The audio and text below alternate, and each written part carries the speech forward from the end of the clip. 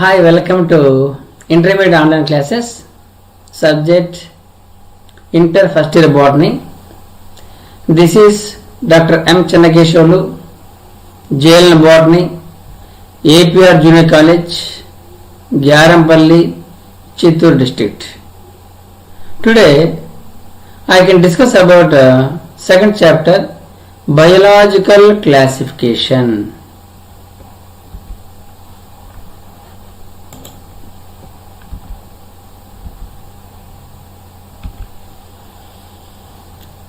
What do you know about biology?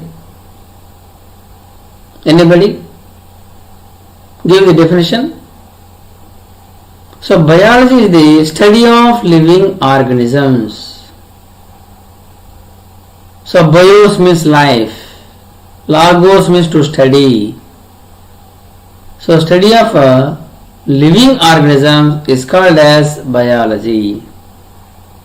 So in the nature, we are seeing so many organisms like plants, animals, bacteria and protozoans.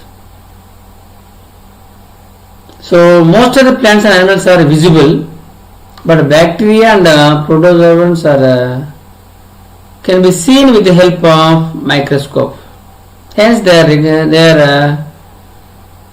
can see only with the help of a microscope. Hence they are named as a micros. So bacteria and protozoans are also named as a microorganisms. So in the nature, so we are seeing plants, animals, bacteria and protozoans. For the first time, the Greek philosopher Aristotle, who observed the organisms and classified the plants into herbs, shrubs and trees. So all the plants are divided into three groups based on the stem nature. Herbaceous plants, soft stemmed plants; shrubs, short woody plants; trees, large woody plants. So Aristotle classified all the plants into three groups: herbs, shrubs and trees. So please note down the salient features and important points in the notebook. So Aristotle classified the plants into three groups. And also he classified the animals into two groups like Anaima and Enaima. So Anaima means animals without red blood. So you know that can you observe the invertebrates, cockroach, earthworm, echinodermites. So any invertebrate animals do not possess red blood. So they have blood with a white in color. So this all the invertebrates kept under Anaima. And animals, those with red blood, kept under Enaima. So what are the examples? Best example, man. So animals, cattle, cat, rat, dog, elephant, tiger. So all these animals have red blood. So all these red blood organisms kept under Enaima. Whereas animals without red blood are kept under Anaima. So that is why Aristotle first classified the plants into three groups and animals into two groups. Hence he regarded as a father of biology. So that is why Aristotle became a father of biology. So there are several organisms, plants, animals and microbes in the nature. But the systematic study of organisms and classification of various organisms into different groups based on the similarities and dissimilarities. So it is called as biological classification. scientific arrangement of organisms. So all the organisms can be divided into various groups based on their similar characters or dissimilar characters is called as biological classification. So there are 5 types of classifications are there. So the first one is a two kingdom system of classification. So it was proposed by Linnaeus. Please write down it. So Linnaeus proposed a two kingdom system of classification. So Linnaeus classified the organisms into Plantae and Animalia. Plantae and Animalia. So all the plants kept under the Plantae and all the animals kept under the group Animalia. So he also wrote two famous books. Please note down it. Systema Naturae and Species Plantarum. Systema Naturae and Species Plantarum. So Linnaeus in 1753 proposed two kingdom system of classification and wrote two famous books, namely Systema Naturae and Species Plantarum. Next one is a three kingdom system of classification. In 1866, Haeckel proposed the three kingdom classification. He classified all the organisms into three groups: Protista, Plantae and Animalia. So he added the one more group to the Plantae and Animalia, hence three groups arises due to the Haeckel classification. So Haeckel divided the organisms into three groups: Protista, Plantae and Animalia. Four kingdom system of classification. So in 1956, Copeland proposed it. He classified all the organisms into four groups, four kingdoms: Monera, Protista, Plantae and Animalia. Next, five kingdom system of classification. It was proposed by R.H. Whittaker. R.H. Whittaker. So he classified all the organisms into five kingdoms. First kingdom is a Monera. Second kingdom is a Protista. Third one is a fungi. Fourth one is a Plantae. Fifth one is a Animalia. So he is the Robert Hardinger Whittaker, R.H. Whittaker. So he divided all the organisms into five kingdoms: Monera, Protista, Plantae, Animalia and fungi. Okay. Next, sixth kingdom system of classification. So it was proposed by Carl Woese in 1990. So he classified all the organisms into six kingdoms, namely Eubacteria, Archaebacteria, Protista, fungi, Plantae and Animalia. Among all these five kingdoms, only so the five kingdom system of classification is a best and accepted classification. So among all these different types of classifications, the five kingdom classification is most accepted classification. So who proposed the five kingdom classification? R.H. Whittaker. R.H. Whittaker. So what are the kingdoms found in the five kingdom classification? Monera, Protista, fungi, Plantae and Animalia. So we shall discuss about each kingdom. So the first kingdom is Monera. So Whittaker placed all the prokaryotes in a kingdom named as a Monera.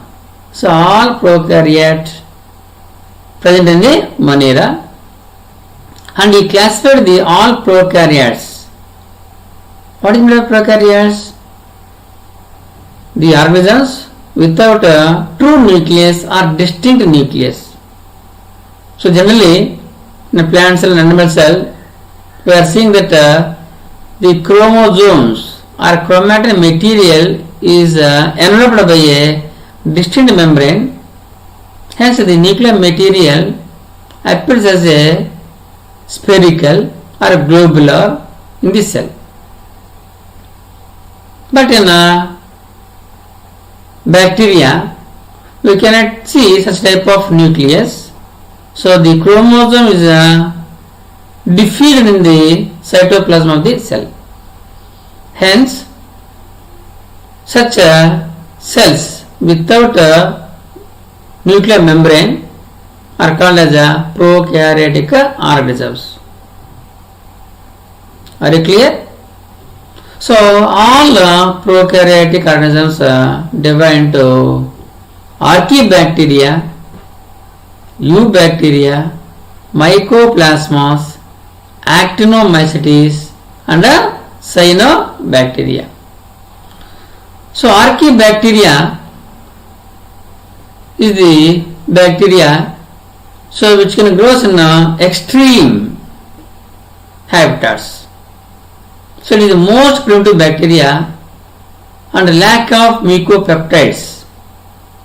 So generally bacteria cell was made up of peptidoglycan and mucopeptides. But in archaebacteria cell walls, peptidoglycans and mucopeptides are absent, but it contains pseudomurines. Important, write down it. So archaebacteria contains pseudomurines only. So this is the archaebacteria. So here you can see the nuclear material is diffused in the cytoplasm of the cell, but is not covered by any membrane. So nuclear membrane is absent. Hence it is the best example for a prokaryotic cell. So there are several examples for archaebacteria.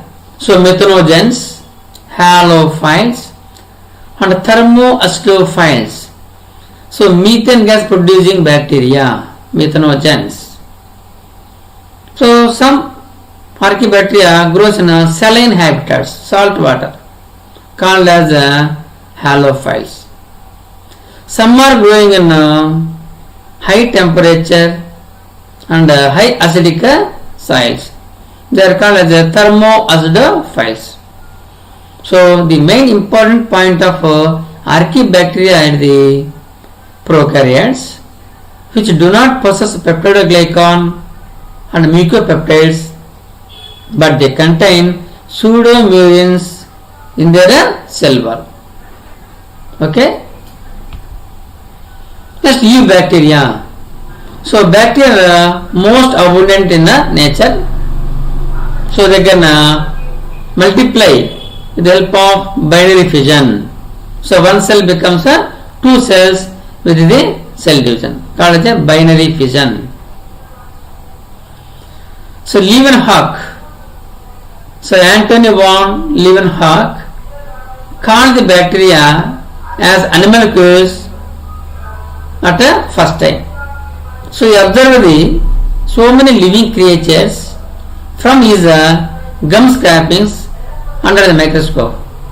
So he observed the movement of some small organisms on the slide, and he called them as animalcules. So Ehrenberg coined the term bacteria. So who coined the term bacteria? Ehrenberg. Please note down. So Leeuwenhoek called the bacteria as animalcules for first time. So the term bacteria was coined by Ehrenberg. But all the bacteria are omnipresent. Omnipresent. What is meant by omni? Everywhere.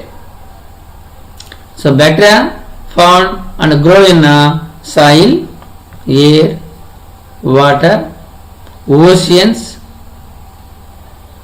and acidic soils, and freezers,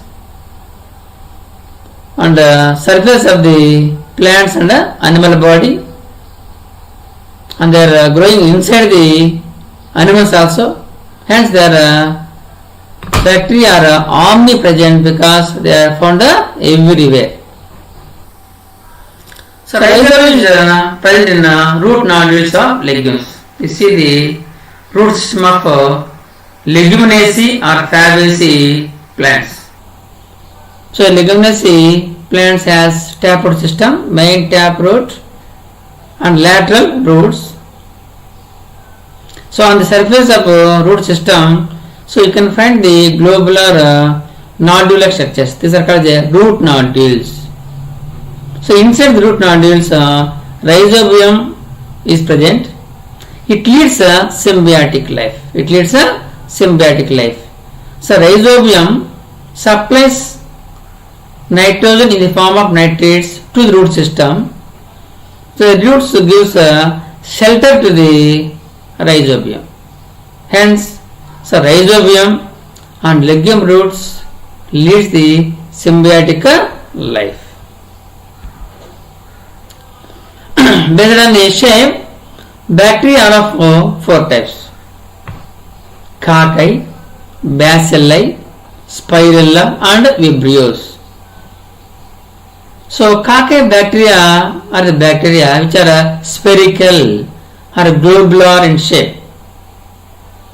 So these bacteria, cocci bacteria, are divided into several types based on their number. So if it contains only one cell, it contains a monococcus. If it contains two cells, called as a diplococci. Cocci is a plural, coccus is a singular. Streptococcus. So if more number of spherical bacteria attached, are called as a streptococcus, chain like. Tetracoccus, only four bacteria associated together. Tetracoccus. Staphylococcus. So if numerous bacteria associated, spherical bacteria associated together, called as Staphylococcus. So if bacteria, only 8 bacteria are combined together, then it is called as a Sarcina. Sarcina. Sarcina. So the cocci bacteria is divided into several types based on their number. Monococcus, if it contains only one cell. Diplococcus, it contains only two cells. Triplococcus, it contains only 3 bacteria. Tetracoccus, it contains 4 cells. So if the cells are more and chain like, called a Streptococcus. So if the coccus bacteria are 8 in number, then it is called as a Sarcina. So if the coccus bacteria containing numerous cells and in a diffused manner, called as a Staphylococcus. Next, bacilli, singular bacillus. These are the rod-shaped bacteria. So rod-shaped bacteria is called as a bacillus and a plural bacilli. It is also divided into monobacillus, diplobacillus, tribacillus, tetrabacillus, streptobacillus, like that, chain like, based on their number of rod-shaped bacteria cells. You can see here this is the spherical bacteria cell, but here rod-shaped, dandakaramu. This is the bacillus bacteria. Next one is spirilla. So spiral shaped bacteria is called as a spirilla. Next one is vibrios. So vibrios are comma shaped bacteria. So comma shaped bacteria are called as a vibrios. Next important shape is bacteria is spirochetes. So spirochetes are the important bacteria. They have corkscrew shaped structure. Corkscrew shaped structure. It's so many ridges and grooves. So more than spirillum, it's also several spirals. So it looks like a corkscrew. Hence they are called as spirochetes. So these are the different types of bacteria based on the shape. So in bacteria, the cell wall is made up of peptide glycan. So the cell wall chiefly made up of peptide glycan and the mucopeptides, NAM and NAC, N-acetyl muramic acid and N-acetyl glutamic acid. So cell wall bears some of the whip-like structures, choroidal and nemanalu. Whip-like structures called as a flagella. So flagella are useful in motility or movement. So this bacteria have nucleids. So because the chromatic material cannot covered by nuclear membrane. So the bacteria may be autotrophs or heterotrophs. So some bacteria synthesize food materials by own, but some depend on other organisms called as heterotrophs. So the generally bacteria reproduce by binary fission. So undergo division, produce two cells. Sometimes they can modify into endospores, thick-walled spores, conjugation. So in conjugation, so two bacteria comes together and associate with the help of pili structures. So transformation, some bacteria can also reproduce by transformation. Only genetic material is absorbed by the bacterium from the culture medium. Transduction. In some bacteria, so the chromatic material is transferred from one bacteria to the other bacteria with the help of viruses. This is called as transduction.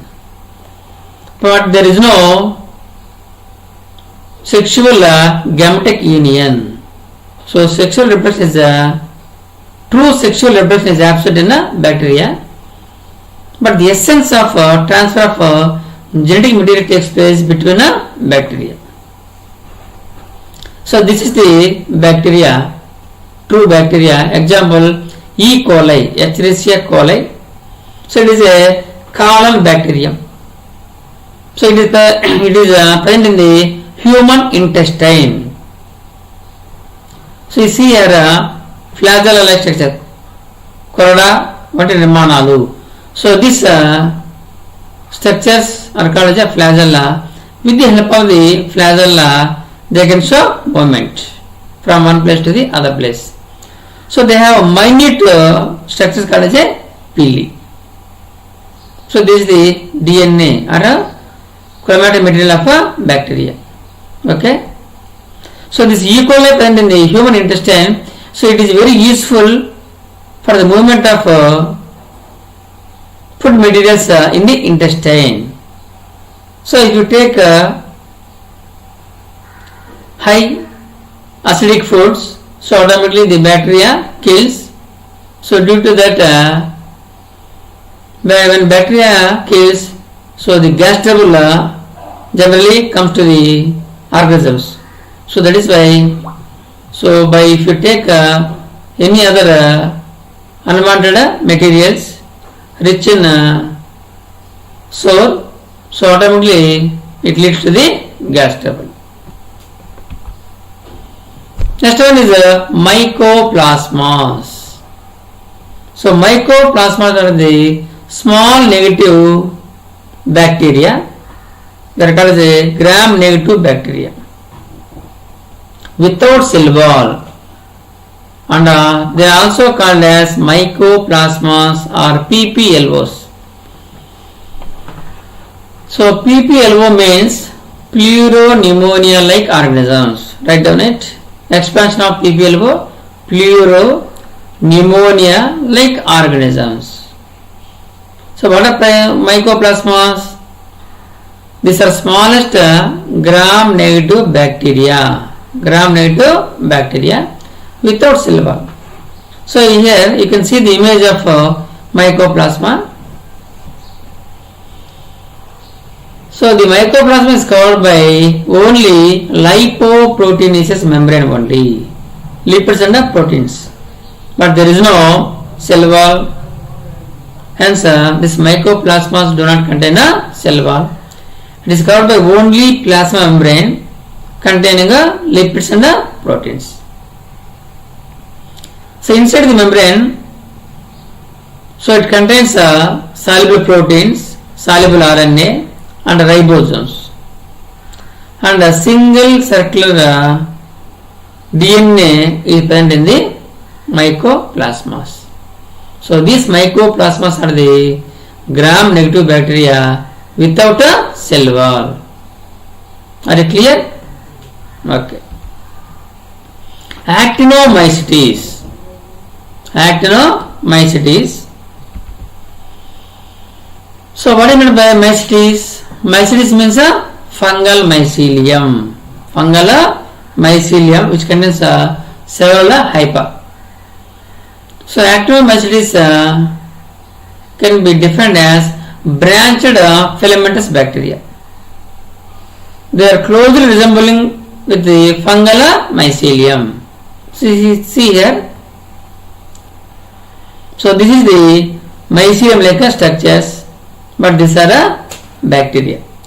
So the mycelium-like bacteria placed under a separate group called as actinomycetes. So this branched filamentous bacteria similar to the fungal mycelium, hence they are also named as a ray fungi. So this actinomycetes group also called as a ray fungi. Cyanobacteria. So these cyanobacteria are very common and they can kept under the group Cyanophyceae or Mixophyceae of algae. So they are unicellular and also filamentous. So the unicellular and filamentous bacteria example is a Spirulina. So it is also used as a single cell proteins. Multicellular and filamentous cyanobacteria are Anabaena and Nostoc. So this is the Anabaena. So it is a multicellular and filamentous like structure. This is the Nostoc colony. So protoplasm has divided into chromoplasm and centroplasm. So chromoplasm is in color and centroplasm is a hyaline, white in color. Special thick wall nitrogen fixing cells are present in the filamentous of Anabaena and Nostoc. So they are called as a heterocysts. So here you can easily observe the specialized cells in the filament of Nostoc. This is the heterocyst. So the heterocyst of Nostoc and Anabaena are useful for nitrogen fixation. So this is about the Monera. So Monera having the all prokaryotic organisms. So second kingdom is a Protista. So Protista comprises unicellular eukaryotes. Unicellular eukaryotes. The term Protista was coined by Haeckel.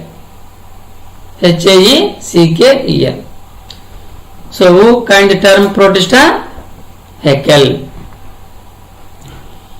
So these unicellular eukaryotes grows in fresh water and moist soils and also in sea water also. So these protistans shows movement with the help of pseudopodia, mithya padalu, flagella and cilia. So they can show movement also.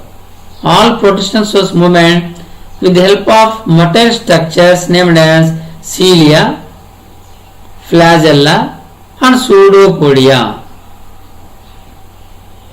All the protistants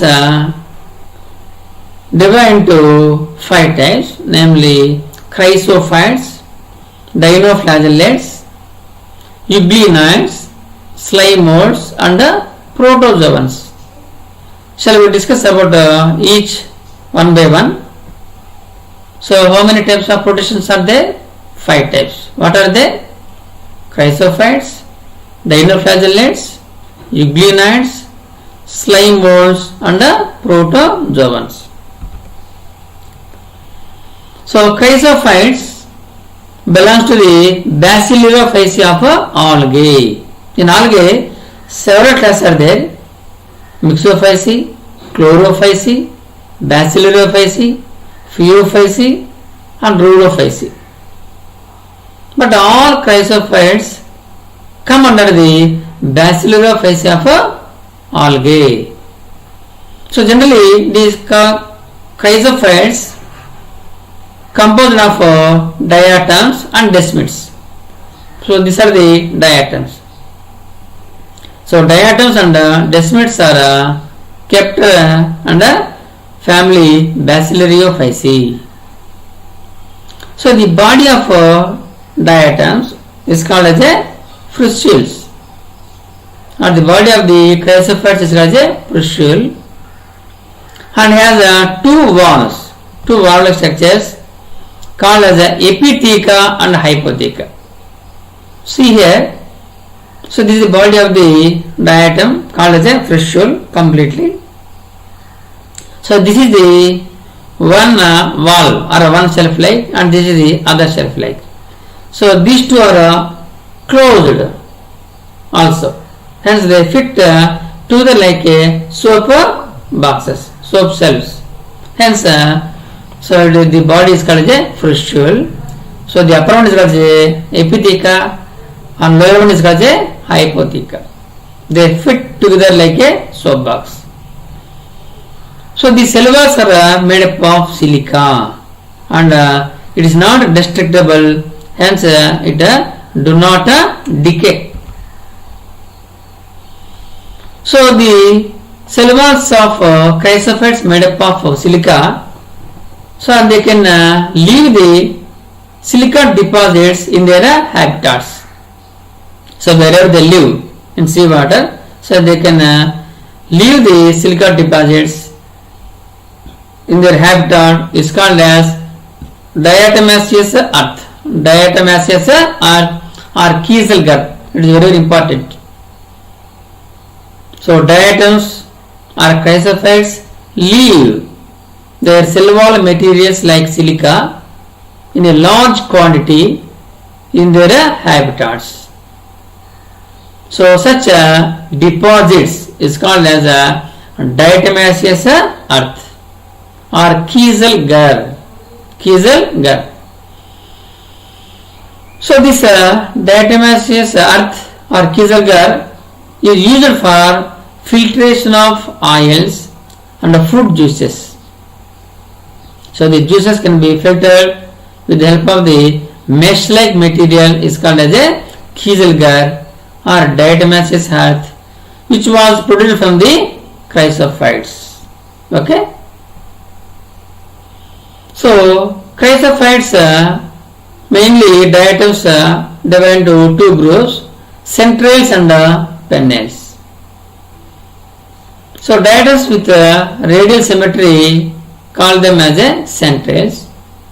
So diatoms with bilateral symmetry are called as a pennales.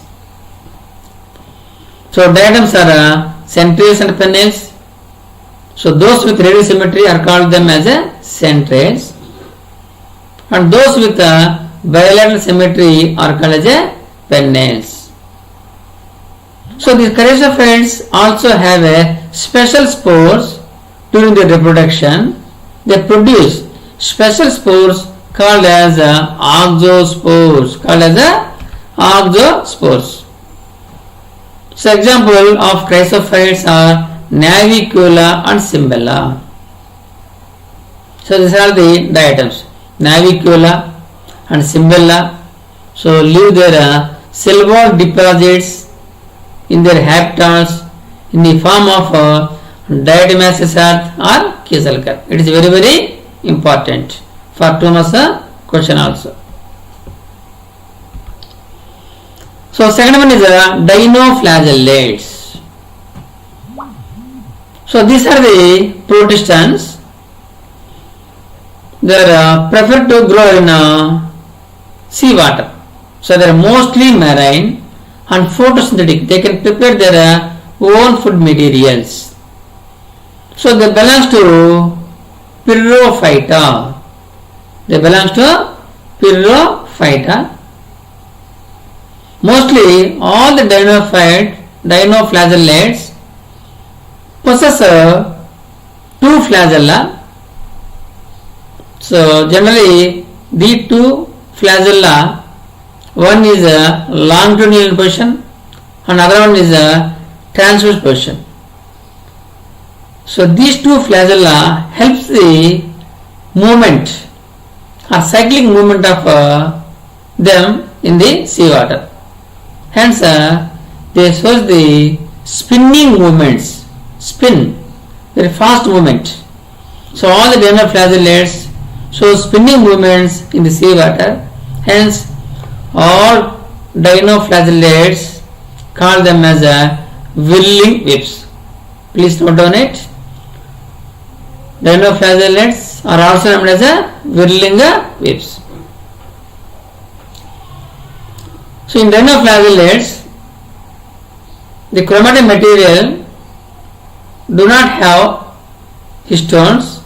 Hence the nuclear material of dinoflagellates called as a mesokaryon. Mesokaryon. So red dinoflagellates, there are several. Goniolax and Gymnodium make the sea as a red color.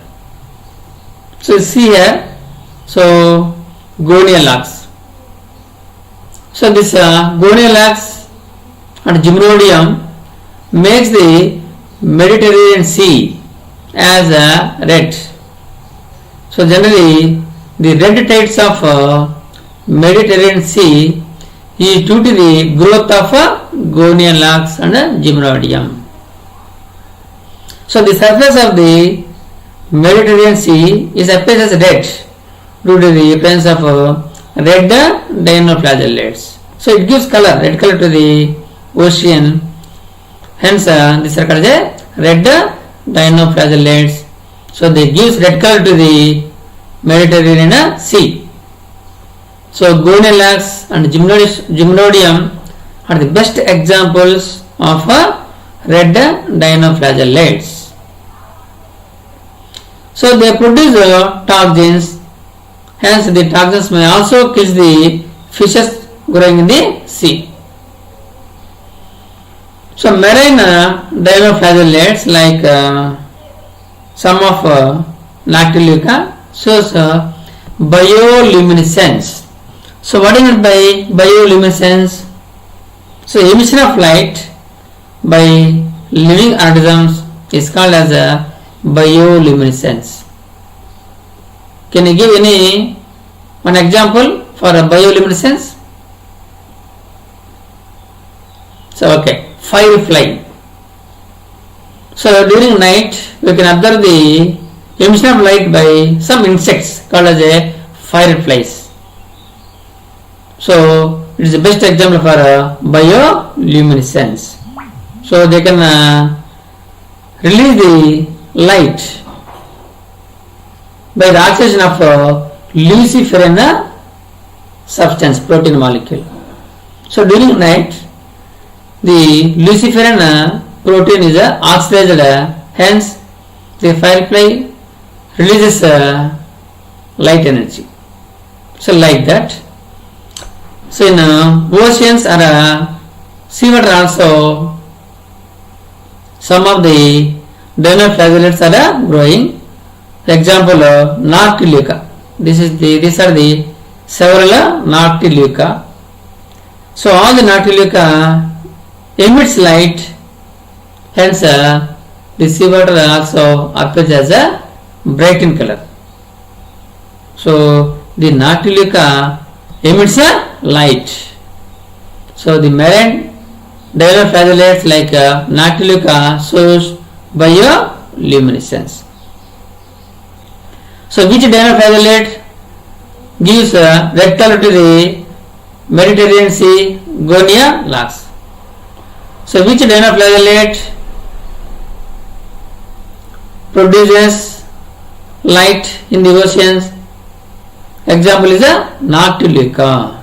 So gonialax and noctiluca are different types of dinoflagellates that are growing in the marine water. Next one is euglenids. So euglenids are growing in the fresh water, ponds, pools, lakes, fresh water. The cell wall of euglenids are absent. So instead of cell wall, they have a special protein coat surrounding them called as a pellicle. Call them as a pellicle. The anterior part having the cytostome and cytopharynx and reservoir. They have a single flagellum, a large flagellum. They have a single large flagellum for their motility. So eye spot or photosynthetic stigma present on the membrane. So it is nearing to the reservoir. So it is very useful for the photosynthesis. So it has a red pigment named as astaxanthin. Astaxanthin. So this is the euglena cell. Euglena cell. So it is called by pellicle. Special layer called a pellicle, and contains a flagellum and possesses cytostome, cytopharynx and reservoir. So it contains a nucleus. So this is about the euglenids. So euglenids acts as a autotrophs in the presence of sunlight. So because they possess chloroplasts, so they can lead life as a autotrophs. So in the absence of light, they can also lead heterotrophs. So they can absorb food from other organisms. They can depend on other organisms for their food in the absence of light. So euglenids leads autotrophism or heterotrophism. Reproduction is by means of longitudinal binary fission. So this is the euglena. So this euglena undergo longitudinal cell division and produce two daughter euglena. So one cell becomes two cells by longitudinal binary fission. Sometimes, so the daughter euglena cannot detach. So all the daughter euglenas are covered by a mucilaginous sheath. So the colonial aggregation. So a group of daughter euglena is also called as a palmella stage. So appearance of daughter euglena and covered by a special mucilaginous coat. So in this structure, so a group of euglenas are covered by a mucilaginous coat. Such stage is called a palmella stage. Palmella stage, we can find the several numerous euglenas, and they can covered by a mucilaginous layer. So it can be observed in a euglena only. So Euglenosaurus Pamela stage. Next one is the slime molds. So these are the saprophytic protistans. Saprophytes, organisms which get their energy and food, absorb the energy from dead and decaying organic matter. So they cannot get the food from the organisms. They can get their energy from dead and decaying organic matter. So these are commonly called as protistan fungi. Protistan fungi. So multinucleus mass of protoplasm is covered by plasma membrane. So here you can see the structure of slime molds. So these are the multinucleate. Several nuclei are there. So this nuclei are covered by a plasma membrane or cell membrane. So this is called as a slime molds. So several slime molds are associated and produce a food body at maturity called as a sporangium, which is covered by a structure called as a peridium. So these are the structure of slime molds. So the saprophytic protistans which gets their energy from the organic matter. These are called as a protistan fungi. It has a multinucleate structure and covered by a cell membrane or a plasma membrane. So this is the structure of slime molds. Are you clear? Next one is protozoans. So animal-like protistans are called as protozoans. Protozoans. Proto means primitive. Zoans means animals. So these are also considered as a primitive animals. Primitive animals. The term protozoa was coined by Goldfuss. So you have to write down. Goldfuss coined the term protozoa. So all protozoans grow in water habitats and also soil. Hence they are present in aquatic and terrestrial habitats. So they can lead heterotrophic life or parasites. So they may be sometimes lives inside the bodies and leads as a parasites, and sometimes they can also lead heterotrophs outside they can live outside the host and absorb the food materials from other organisms.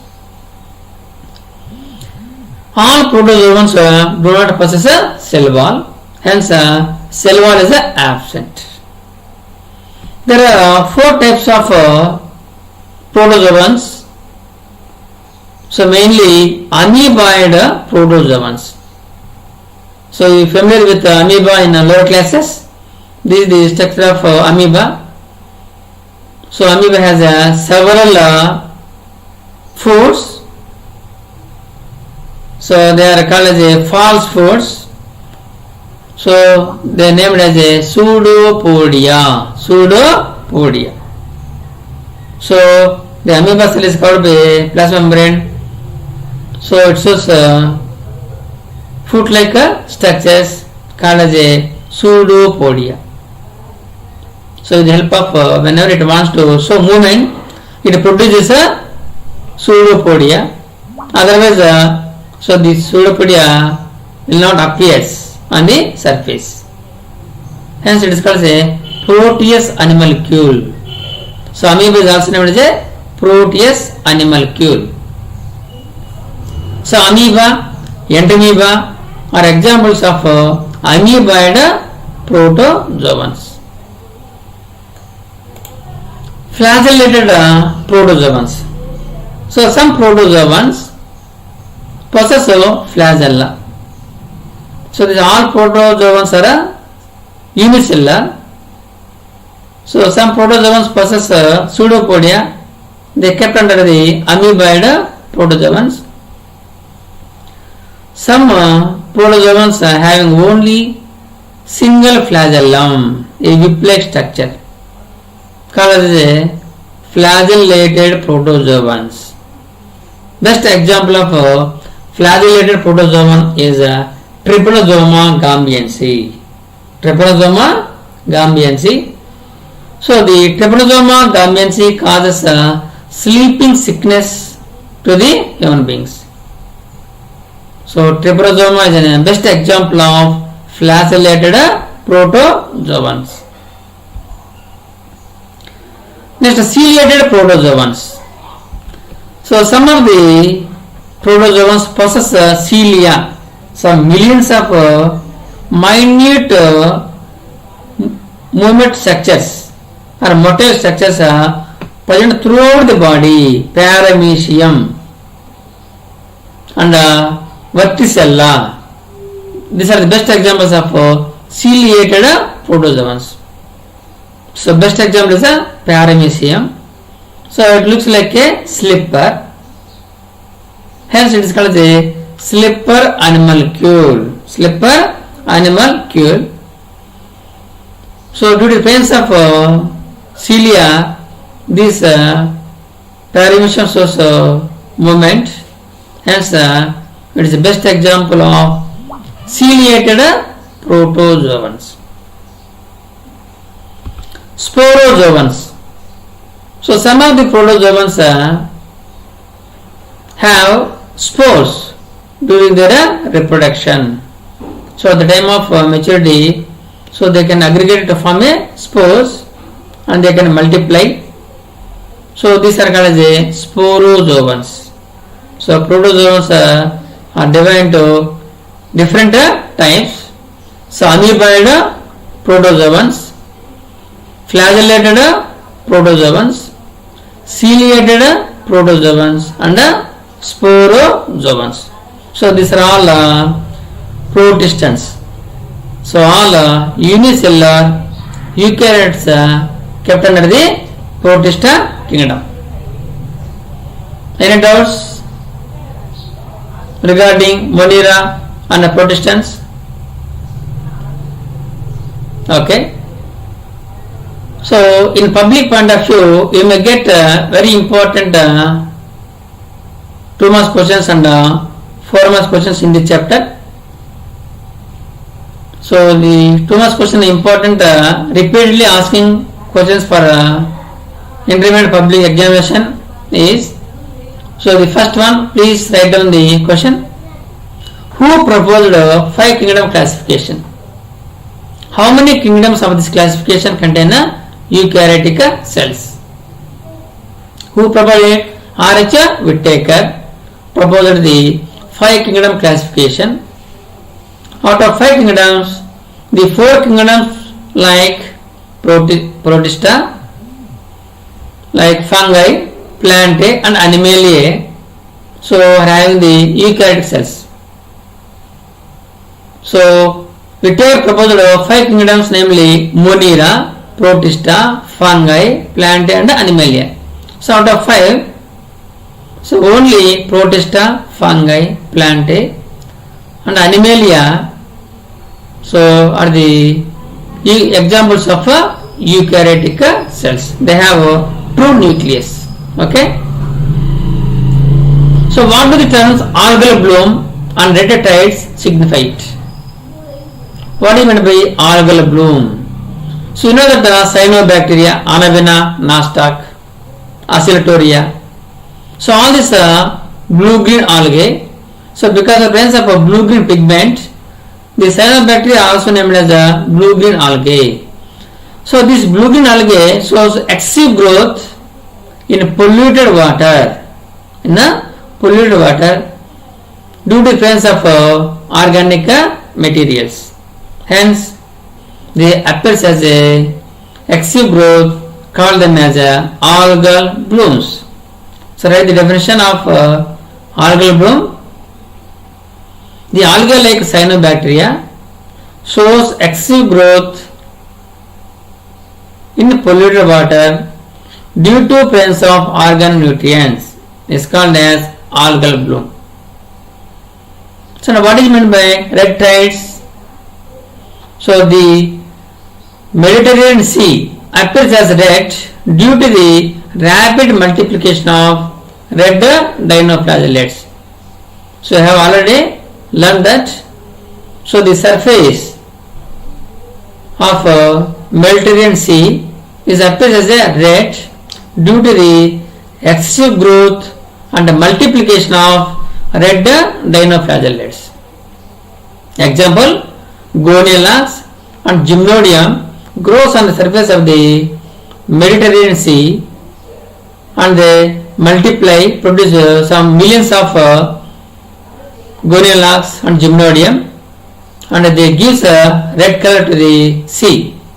Hence the red tides of Mediterranean Sea is due to the multiplication of red dinoflagellates. So the sea appears as red due to the rapid multiplication of red dinoflagellates. Example, Gonialax.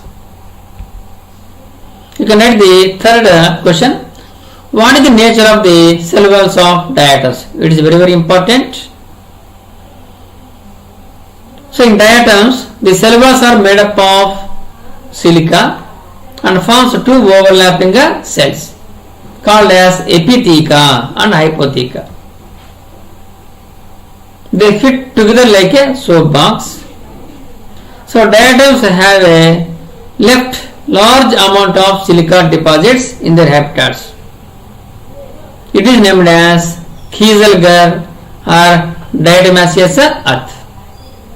So the diatomaceous earth or Kieselguhr is used as a filter as well as a polisher.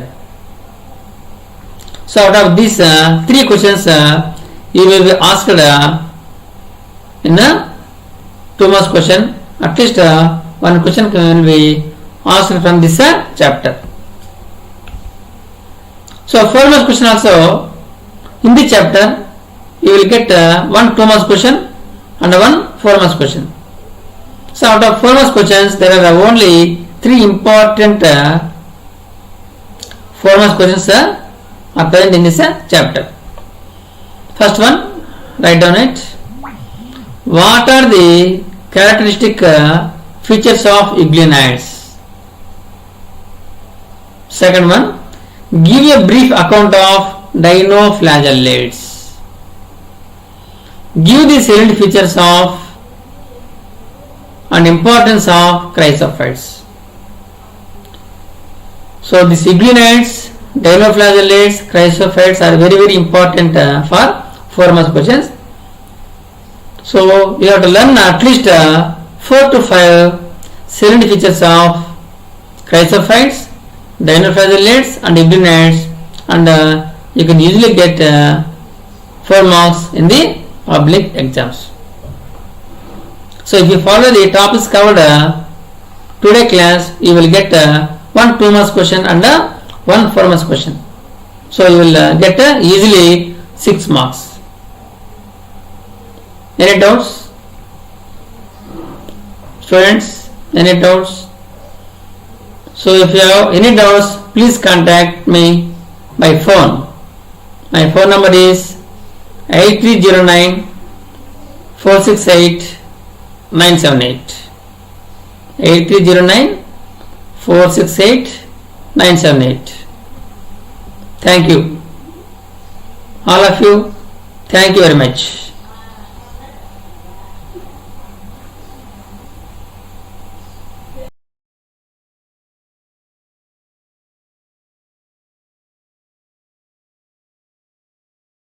Good morning everybody. Today I would like to focus my concentration to introduce business concepts regarding to first year theory. Business concept, introduction of business, introduction of business, introduction of business.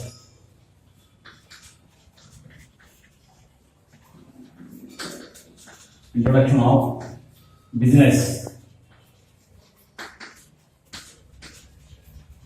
Introduction of business. In the chapter, you would like to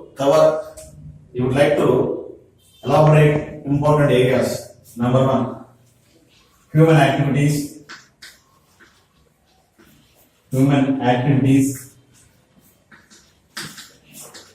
Human activities. Number two, features of business. Features of business.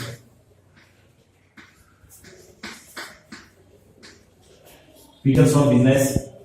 Number three, objectives of business. Objectives.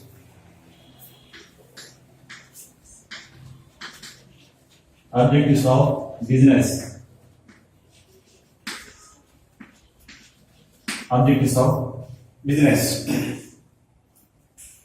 In every human being, every individual engage in certain kind of activities, certain kind of economic activities in order to fulfill his or her needs.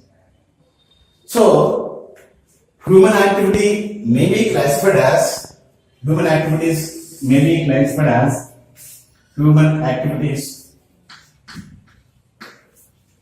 human activity,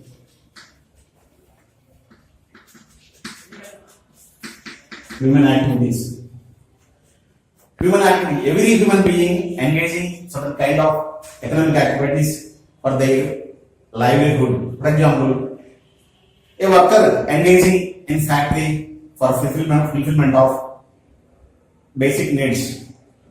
Employee work under certain in some organization in order to earning money, in order to earning salary to lead his family.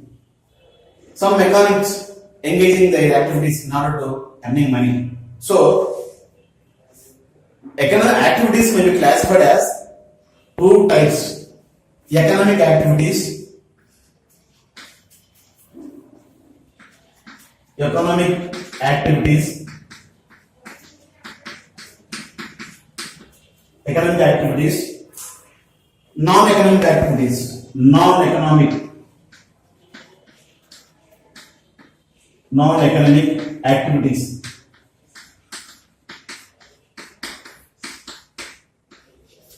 Economic activities, non-economic activities.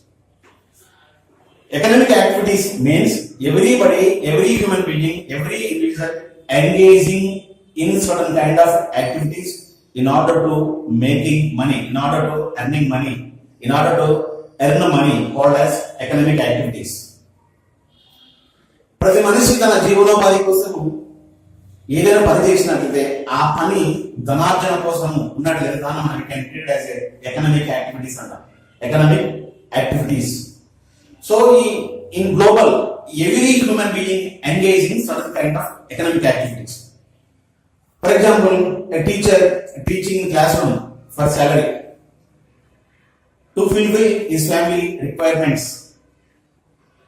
A worker work in a factory in order to earning salary to lead his family. A government servant extend services in the government sector, in private sector, in corporation, whatever it will be. They earn money for salary. They extend their services for salary, called as economic activities. Similarly, a bigger also earning money for his livelihood. Similarly, mechanic engaging certain kind of extending services for earning money, called as economic activities. So, every human being engaging in certain kind of economic activities for their livelihood, called as economic activities. Non-economic activities. Non-economic activities in which everything engaging for not earning money, for love and affection. A mother cook food for his parents, for his children, for his family members. That is love and affection. Love and affection. So, love and affection. Economic activities may be classified as profession. Profession. Profession. Number 2, employment.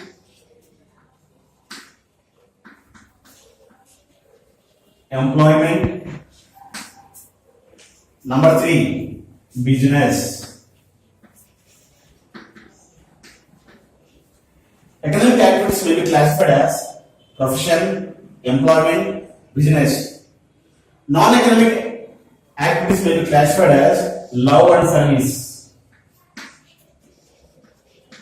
Love and service. Love and service called as non-economic activities. Profession. First of all, profession. Profession is an economic activity in which a person engaging to do some services, specialized services. So, profession is a economic activity, a person having specialized knowledge in a particular field and rendering services in order to earning money called as profession. For example, a lawyer give a legal opinion to the firms or individuals for money. A doctor will be given treatment to his patients for money, for fees. A mechanic engaging in certain kind of repair shop, maintain repair shop for bikes, cars. A writer or author, a musician, a shoemaker, a goldsmith. They engage in, they extending their services, their specialized knowledge to the public for money called as profession. So, profession is an economic activity having specialized knowledge by way of acquiring special knowledge by way of education, research and development. Research and development called as profession. So, a professional example, chartered accountant or doctor,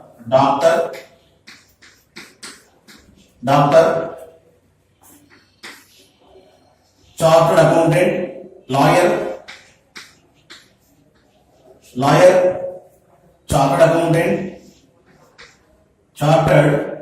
accountant, mechanic,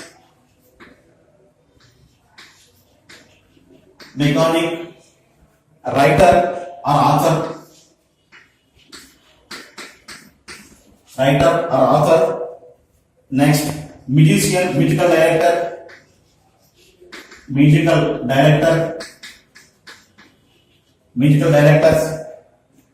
These are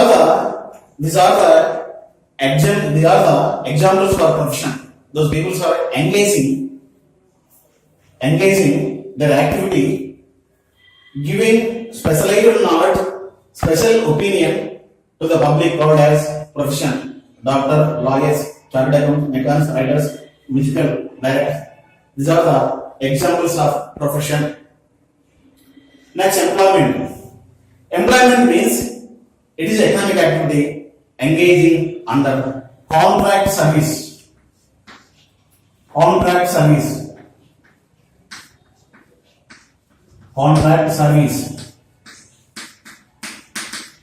Employment means it is a contract service in which a person who engaging or a person who work for salary called as employee. A person who work for salary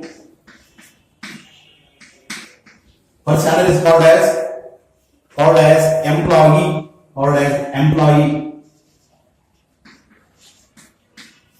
Employee means who work under contract service called as employee for salary. Then a person who provide job opportunities, a person who has given job opportunities called as employer.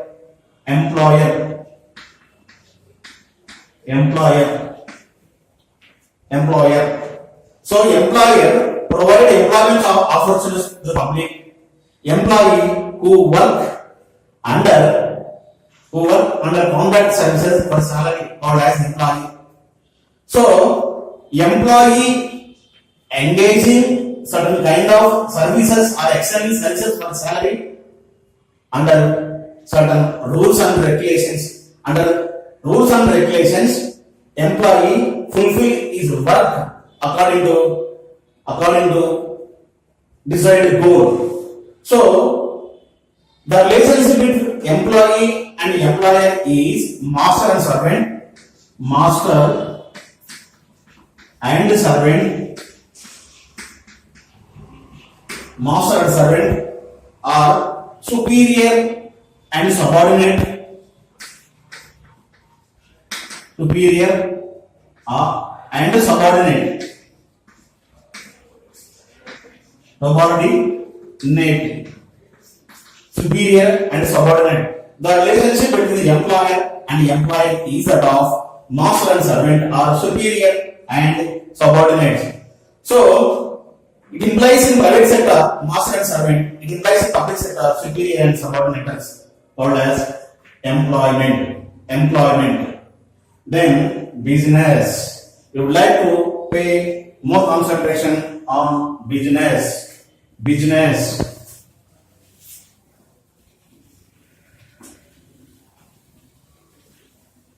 Business.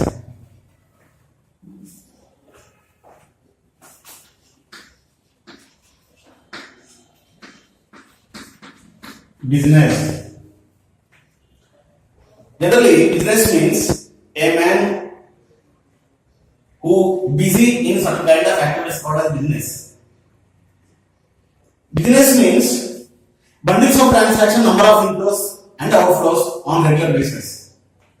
Business means bundles of transactions or number of transactions or number of inflows and outflows on regular basis called as business. Business means it is a human economic activity, production of goods and services, marketing the goods and services in order to cater the needs of the public, for making profit called as business. It is a human economic activity. Human economic activity. Human economic activities. Business is a human economic activities directed to production of the goods and services and marketing the goods and services in order to cater the needs of the public with profit motive called as business. So it is economic activity in which production of goods and services, production of goods and services and marketing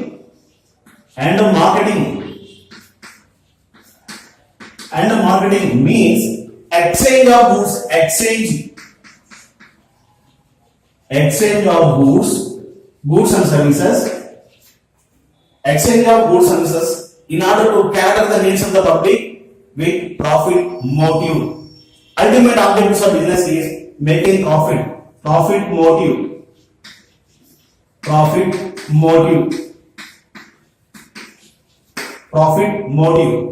So these are the meaning of definition. So business may apply in different senses.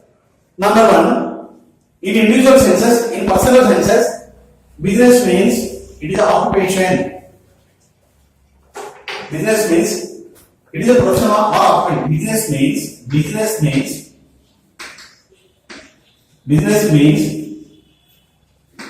it is an occupation or profession. It is a occupation or profession.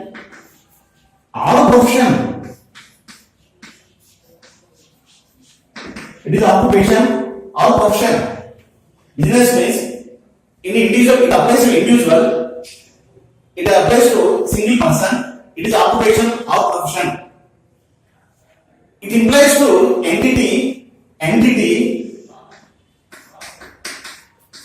it implies to entity. Business means company. or corporation, or corporation, or corporation. It applies to entity. Business means it is a company or corporation. It implies to market. It implies to market or sector, market sector, market sector, market sector. Business means market sector. Business means banking sector, banking sector,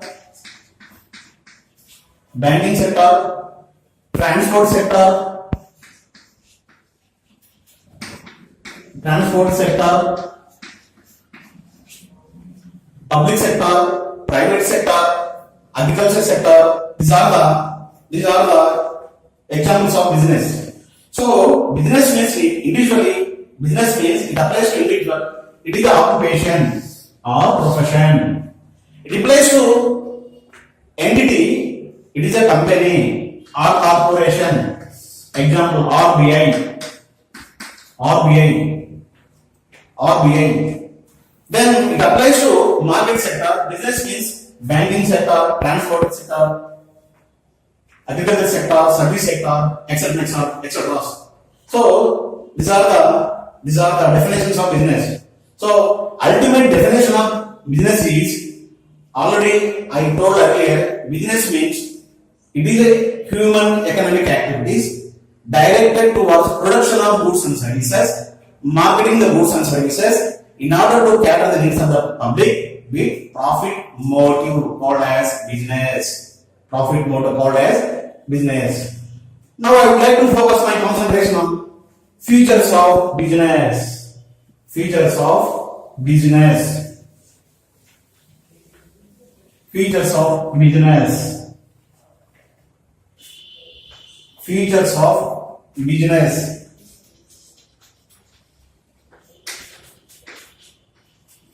Features of business. Features of business.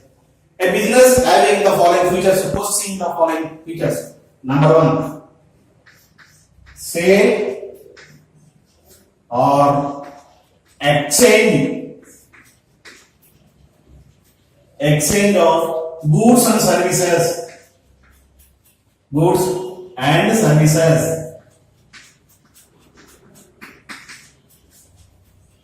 Features of business. Number one feature, sale or exchange of goods and services. Number two, dealing on regular basis. Dealing on regularity. Regularity or continuity. Regularity. Dealings on regularity or continuity. Next, number three, utility of services. Utility,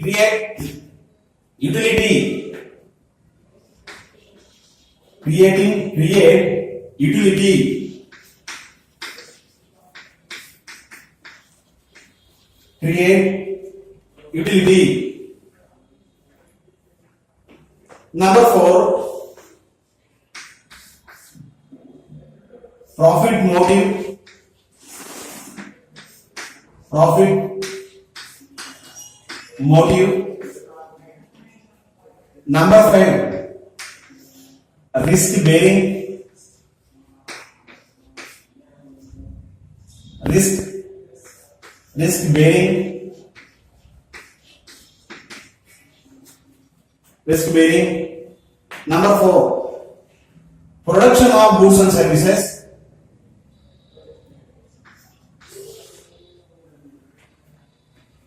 Production of goods and services. Production of goods and services. Goods and services. Production of goods and services. These are the examples of, these are the characteristic features of business. These are the characteristic features of business. So, features of business: number one, sale or exchange of goods and services. Number two, deals with goods and services, creation of utilities, regular basis, profit motive, risk bearing. These are the risk bearing. These are the features of business. So now we would analyze one by one sales or exchange of goods and services. Sales or exchange of goods and services. In a business, there must be sale of goods and services, or there must be exchange of goods and services. Without sales, without exchange of goods and services, it is not treated as a business. For example, so in business, sale of goods and services or exchange of goods and services for consideration.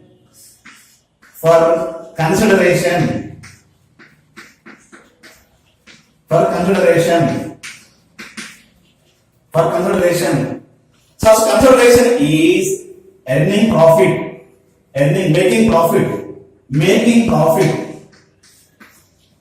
Consideration is making profit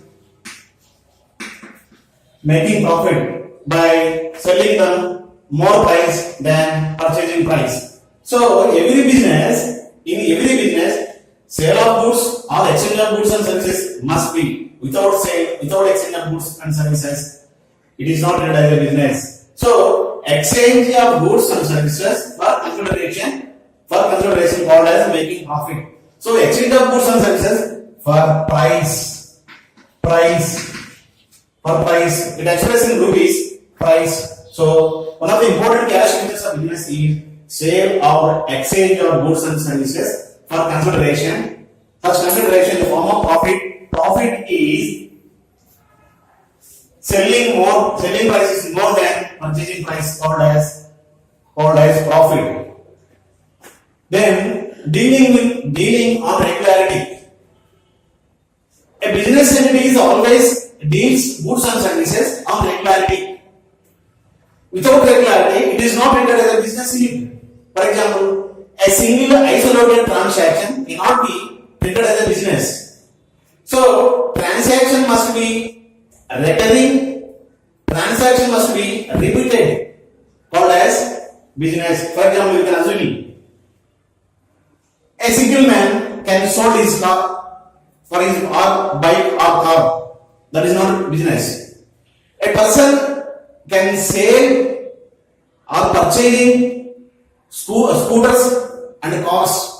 So many times he purchases scooters and sell.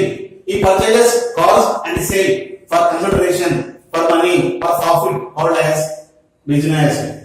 So dealing on regularity. Regularity is the most important. Continuity is the most important. Business. So without regularity, it is not treated as a business. So regularity must be essential for any business, for survival of the business. Next feature, utility creation. Business makes goods for more utility. Business keep goods and services for future needs. So, in which delivering of goods from producer to ultimate consumer. If demand is falling, it must be storage. In warehouses, for which place utility is highest. So delivering of the goods from production to ultimate consumer, it is a time utility. So utility in a sense,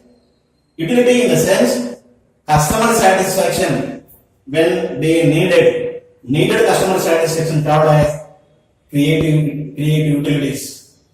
Then number four, profit motive. Profit is the most important element for every businessman. It may be small or it may be big. Profit is essential to stand the business, to survive the business, to growth and expansion of the business. Profit is more essential without profit, a businessman cannot survive in long period. So, otherwise, business may be closed down. Otherwise, business may be stopped down. So, every businessman or every organization, profit is the more essential element for survival, for strength, for growth and expansion of the business. So, profit may be arises. Profit may be arises when, how, where. By reducing the cost of production, but minimizing the production cost and selling more price, profit may be arises. So, earning capacity of the business is completely depending upon the efficiency of businessman. If businessman is more efficient, he may put his concentration toward earning of profit of the business. Now, risk bearing.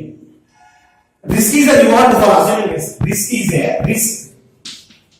Risk and uncertainty.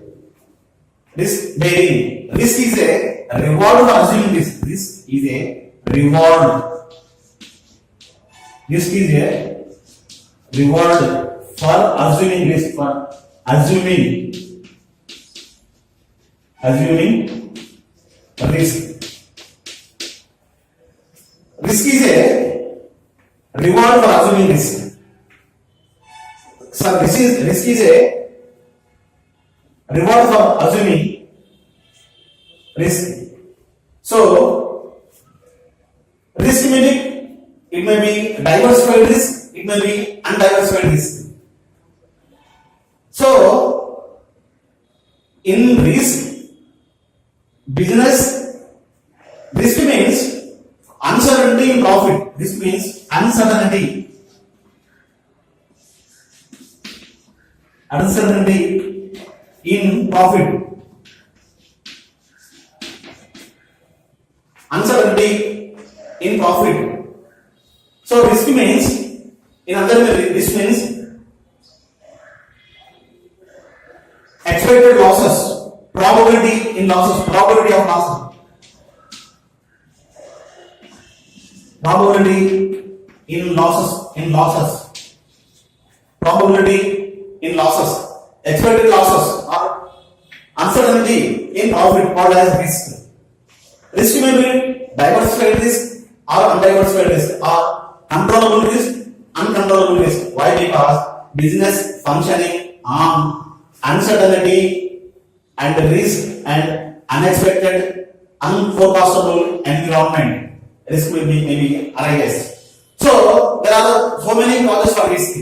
Causes of risk. Causes of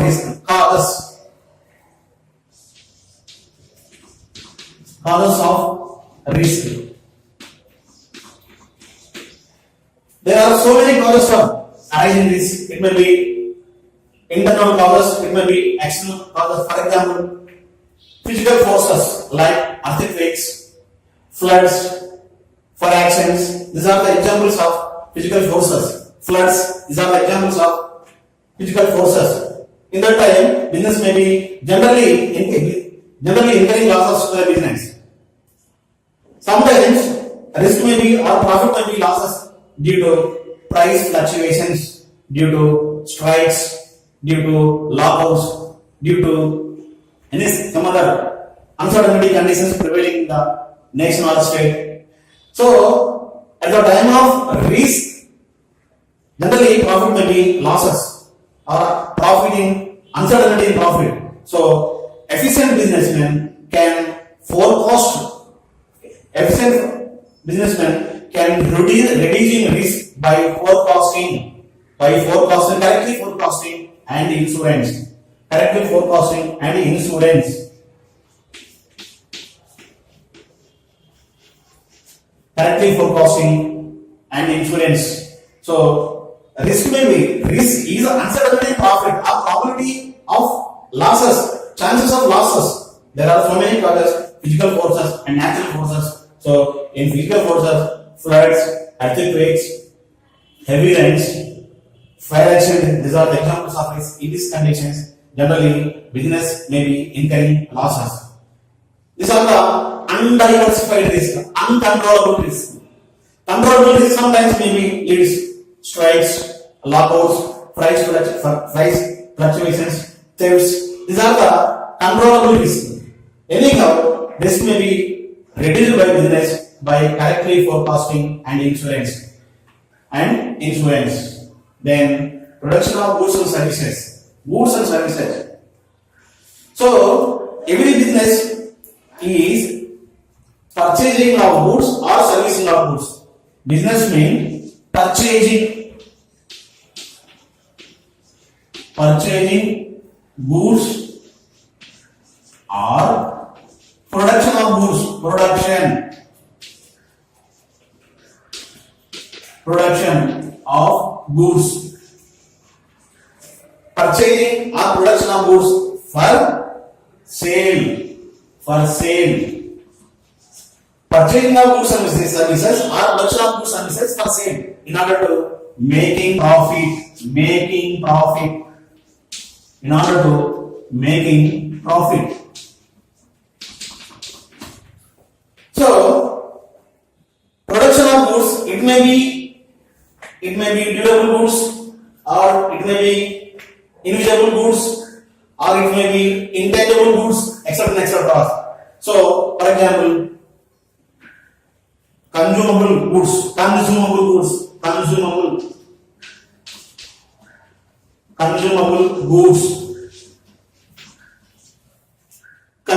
goods are goods used by customers directly. Examples: bread, bakery items, ready-made shoes. These are the consumable goods. Or capital goods. Capital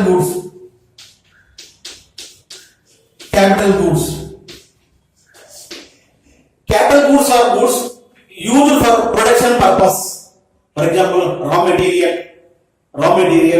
processing items are the examples of capital goods. So, business goods are capital goods in order to making profit. Or purchasing of consumable goods or capital goods in order to making profit. So, services in the terms of invisible, intangible, or invisible,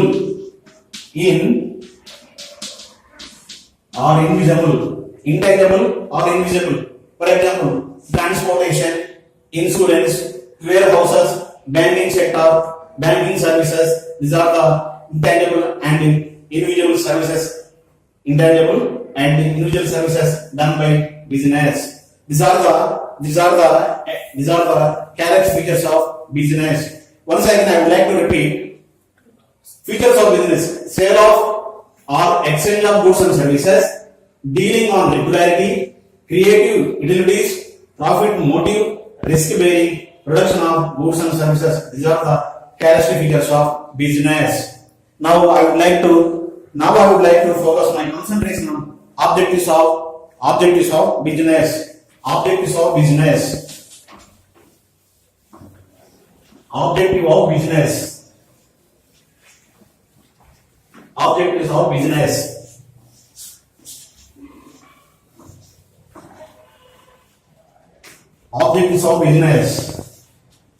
Business objectives may be classified as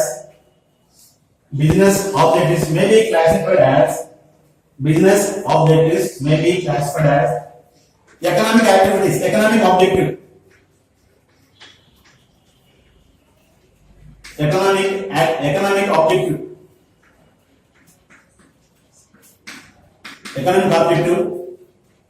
Number 2, social objective. Social objectives. Number 3, human objectives.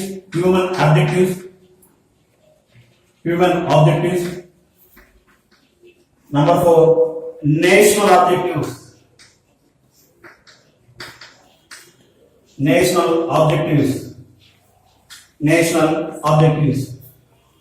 So, the main primary objectives of business entity may be classified as economic activity, social, economic objectives, social objectives, human objectives, and the national objectives. So, economic objectives can be fulfilled by the business entity by way of earning profit, economic objectives of business, economic profit, creation of customers,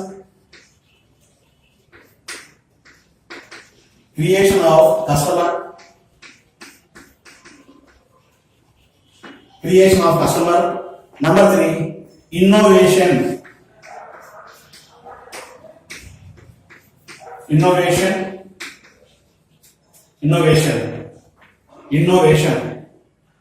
then social objectives, supplying goods and services,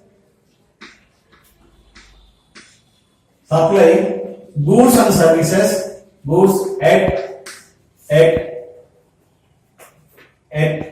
lower price, supply goods and services at lower price,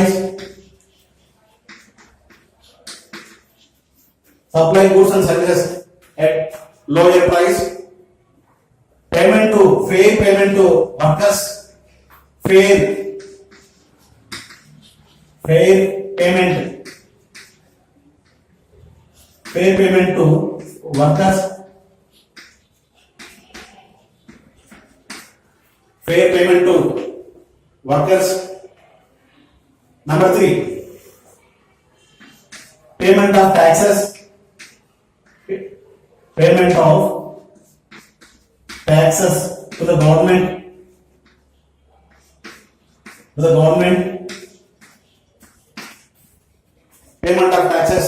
to the government, Next, supplying goods and quality,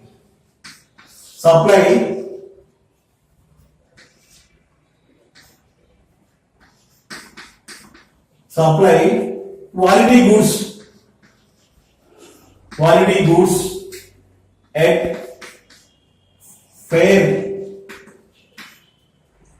price, supplying. These are the social objectives, supplying goods and services at lower price, fair payment to workers, payment of taxes, employment generation,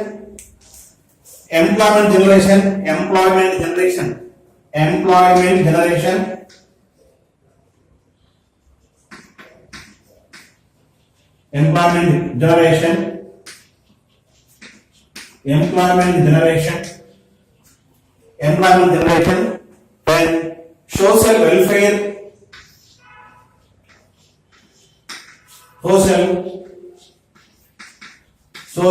welfare, These are the social objectives of business.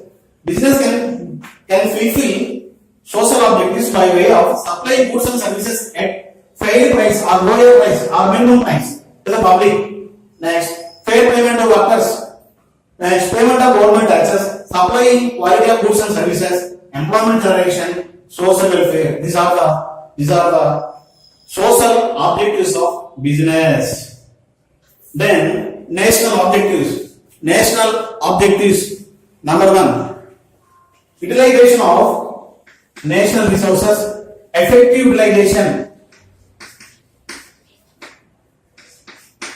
effective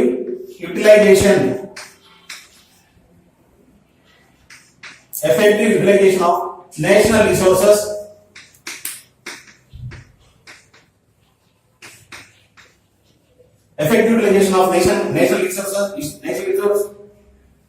national self-independence or self-reliance,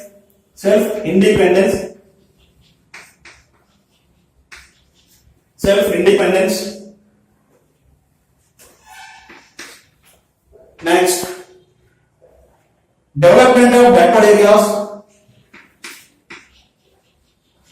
development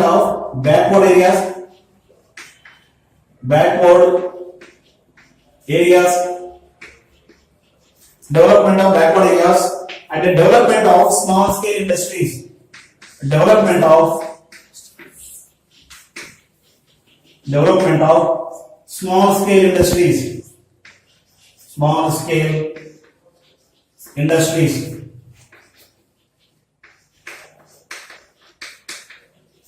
Development of small scale industries. These are the national objectives. Any business can fulfill its national objectives. Effective utilization of national resources without any investing. Why? Because some resources are very scarce. So such resources must be effectively utilized. So self-reliance. Nation must be independent in every aspect by doing business. Next, development of backward areas, establishment of business, establishment of industries in backward areas. It is also national objectives of business. Then development of small scale industries. Human objectives. Working conditions of employees, establishing good relations with workers, good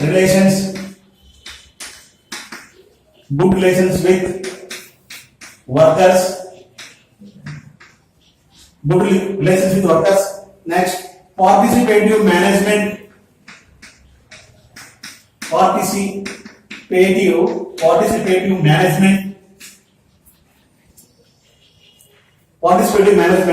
Next, management and workers cooperation.